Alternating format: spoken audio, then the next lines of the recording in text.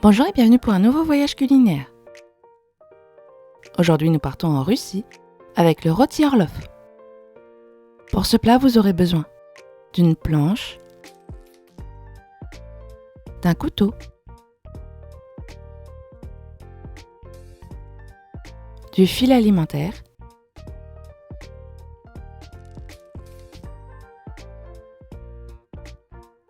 et d'un pinceau.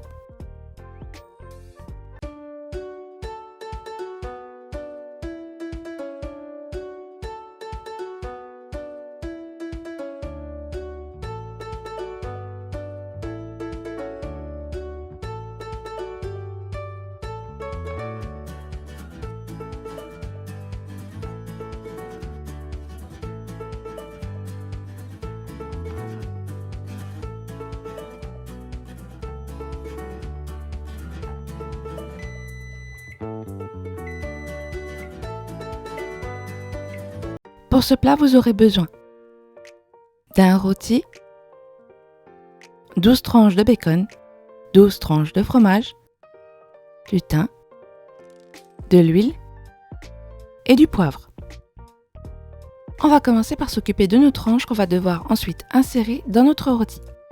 Ici, j'ai pris des tranches d'Edam. Elles sont en général beaucoup plus grandes que les tranches de bacon. Du coup, pour avoir des tranches bien carrées, je mets tout simplement ma tranche de bacon qui est ronde sur mon fromage et je redécoupe près de la tranche. Si vous le désirez, vous pouvez prendre un autre fromage de la même taille ou des tranches de fromage qui sont déjà en carré. Attention tout de même, le choix du fromage aura une importance pour la cuisson de votre rôti. Et surtout, les bandelettes de fromage qui restent, on ne les mange pas, on va pouvoir les réutiliser à la fin pour faire une sauce et accompagner notre rôti. On va ensuite préparer la viande. On commence par la déficeler. On utilise tout simplement un couteau et on coupe la ficelle et on retire. Ensuite, on va préparer les tranches de rôti. On coupe en gros jusqu'à 1 cm du bord. Il faut que la tranche soit tout de même suffisamment ouverte, mais surtout qu'on n'aille pas jusqu'au bout. Si on sépare les tranches, votre rôti risque de ne pas se tenir, peu importe le fromage que vous choisirez. Le fromage va vouloir couler dans le fond, le rôti ne va pas tenir malgré la ficelle et vous aurez donc un rôti décomposé et une cuisson assez aléatoire. Il faut absolument que le tout tienne ensemble avec la ficelle, avec les tranches de fromage et avec le bacon. Ici, je laisse en gros 1 cm. Si vous avez un peu peur, n'hésitez pas à laisser un peu plus à la fin de votre découpe.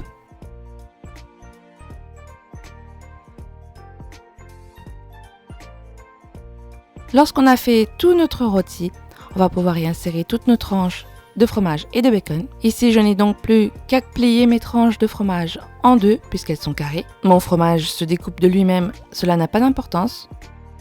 S'il se tient, ça n'a pas d'importance non plus. Et normalement, avec 12 tranches, vous faites largement un rôti.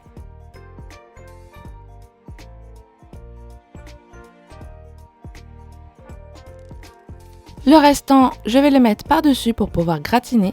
Dans tous les cas, que vous mettiez des tranches sur le dessus ou non, vous aurez un fromage gratiné sur le dessus.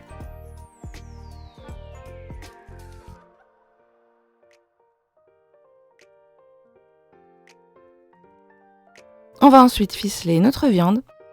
Pour ficeler, on n'hésite pas à tout de même bien serrer, mais pas de trop non plus. Il ne faut pas que le rôti soit trop compact pour qu'il puisse cuire et respirer. Ici, je fais d'abord le tour sur les côtés de mon rôti et je fais mon unique nœud. Ici, je fais tout simplement un double nœud. Il tiendra à la cuisson. Normalement, la ficelle ne va pas bouger à la cuisson. Ensuite, je passe sur le dessous et je coince tout simplement mon fil en dessous.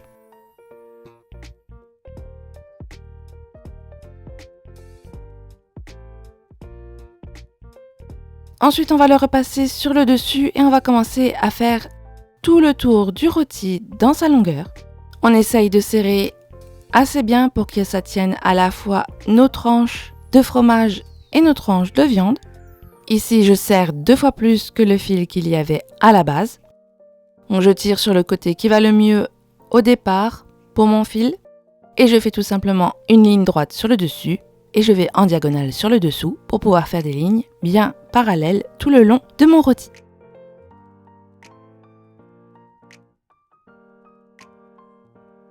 Et à la fin, je découpe mon fil, je fais un double nœud coulant. Je ne réattache pas puisque je n'ai pas de bout. Ne vous embêtez pas, 2 simples nœuds coulants vont bien tenir votre rôti à la cuisson.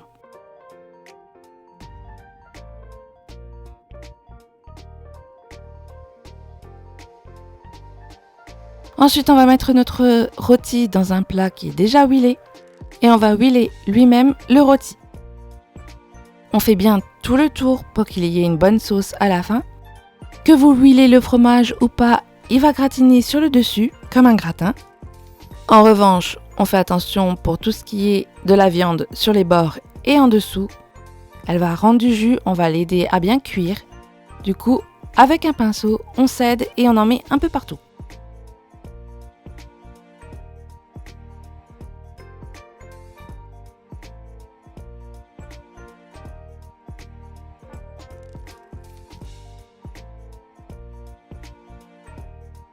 Ensuite, on va mettre du thym. Ici, je le saupoudre bien partout, même dans le fond. J'en ai mis pas mal puisque c'est la seule herbe qu'on va mettre ici. Donc j'en mets sur le fromage. Ça sera mon gratin avec pas mal de goût. Et dans le fond, ça va diffuser toute la saveur du thym durant la cuisson. Et on n'oublie pas de poivrer. Mais surtout, on ne sale pas. Il y a du fromage, du bacon et la viande elle-même. Et tout ça va rendre beaucoup de sel. Votre rôti sera suffisamment salé à la fin. Et il n'y a plus qu'à cuire notre rôti. On va préchauffer notre four à 190 degrés. Et on va enfourner notre rôti durant 1h10. Au bout d'1h10, votre rôti a bien gratiné et il est bien cuit à l'intérieur. Il n'y a plus qu'à attendre qu'il refroidisse un peu pour retirer la ficelle. Et voilà, votre rôti Orloff est prêt. Bon voyage en Russie! Pour l'accompagnement, ici j'ai tout simplement choisi des pommes de terre. En revanche, j'ai fait une petite sauce avec tout le fromage qu'il nous reste. Pour la sauce, je mets 20 centilitres de lait. Et je vais incorporer petit à petit mon fromage. Ici, c'est un peu long puisque j'ai une pâte assez dure.